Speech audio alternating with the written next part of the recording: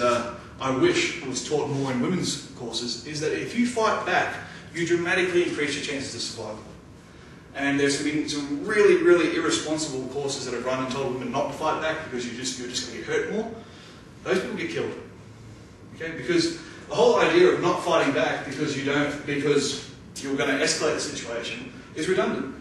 Because you are only stopping the escalation of something that you don't know. You don't know what he already has planned. How many times do you hear about a rapist who kills his victims afterwards? Okay? Relatively common. Relatively common. How do you know he wasn't planning to kill you afterwards? Okay? And by not fighting back, you've missed an opportunity to save your own life. Not only that, okay, if you fight back, yes, there is a chance of more superficial injuries, and if we're talking about just rape for the time being, there is a chance of more superficial injuries. You might get slapped around a little bit, you might get punched a little bit more. You may end up with some facial injuries. Studies have shown, and this is data that's supplied by the Brisbane Rape Centre, have shown that those who fight back, on average, recover about 3 times faster emotionally than those who don't fight back. Okay? And rape isn't just a physical assault, it's an emotional assault. Okay?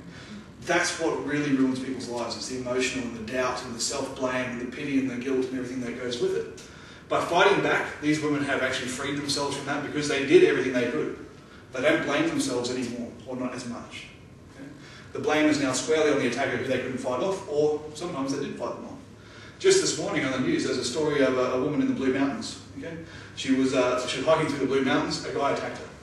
Okay? I don't know whether, it's unclear yet whether he was a serial offender or whether he was just there and saw the opportunity, but he attacked her. She was stabbed, she fought back, and he fled. Okay?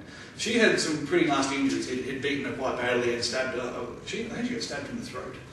But she was quite badly hurt. But as soon as she fought back, he fled. And that she was conscious enough to call for help, and she was actually rescued this morning, okay, from the Blue Mountains. If she hadn't fought back, she'd be dead and buried in the Blue Mountains, never be seen again. Okay? Pretty terrible place to end up bleeding to death. No one's going to find you. But because she fought back, she gave herself a chance, and again, predators don't want to be hurt. He ran away. All right. Quick story for those of you that read my website will know this one, but those of you that haven't, go read my website. A story from Richard Dimitri, actually. In Montreal, a lady was coming home to her apartment. She just picked up her daughter from school, 10-year-old little girl. She came into her apartment, unlocked the door. Inside was her ex-boyfriend. Okay, he was an estranged ex, bit of a lunatic.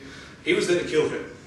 He'd had a crowbar with him that he'd used to break in, and as soon as she walked in the door, he hit her across the face with it. Knocked her down with the crowbar. She cowered on the floor and started begging for her life. Okay, just curled up and, as you can imagine. Meanwhile, he's yelling abuse at her, calling her names, swinging the crowbar, hitting her over and over with it. She's still conscious, but she's not fighting. Okay, she's just hoping he stops, apologising, whatever. The little girl, 10 years old, she's hysterical, and she's grabbed the guy and tried to pull him off. Trying to pull him off Mum, trying to save her mum's life. And the guy, in a fit of rage, has turned around, backhanded the little girl, thrown her across the room. The mother, having seen the assault on her little girl, gets up and attacks the guy ferociously. She did what we're going to show you later, which is the shredder, but she did it without training. Okay? She attacked him. She gouged at him. She bit him. She ended up biting the tip of his finger off because he was trying to push her away, and she just bit.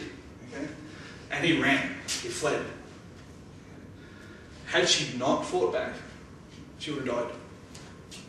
Okay? But what made her fight back was not her own will to live, but it was her will to protect her child. Okay? And a lot of women will relate to that and go, well, I don't know if I could imagine biting someone's finger off to defend myself. But if you say, could you do that to defend your child? Absolutely. Okay? You need to make that switch about yourself, because what happens to that little girl? Okay? If he stands there and he beats her to death, does he want to witness? Maybe he doesn't have anything to kill a child, who knows? Who wants to take that risk? Even if he does leave, that little girl has just watched her mother beaten to death in front of her. How good do you reckon the rest of her life is? So a lot of it is about giving yourself permission, but the moral of that story was, she attacked, he fled. Did she win the fight? No, well, you don't win fights. In the real world, you don't win fights. If you're military, maybe, yeah, okay, one guy's dead, the other guy's alive, therefore you win, I guess. But it's all about surviving. It's about surviving, not winning. And that's the difference between sporting combat and real combat.